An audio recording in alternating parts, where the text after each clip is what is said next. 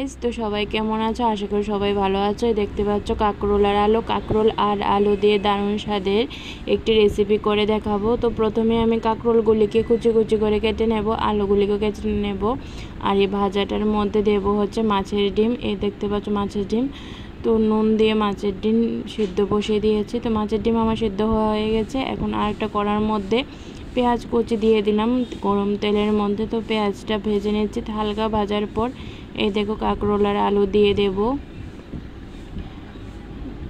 দিয়ে খানিকটা নাড়াচাড়ার পর এই দেখো মাছের ডিমটাও দিয়ে দিলাম, নুন দিয়ে দিলাম।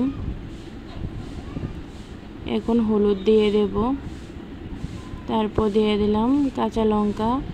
এখন ওই দেখো আমার ভাজাটা হয়ে গেছে। তো কেমন হয়েছে আমাকে জানাবে কমেন্টে।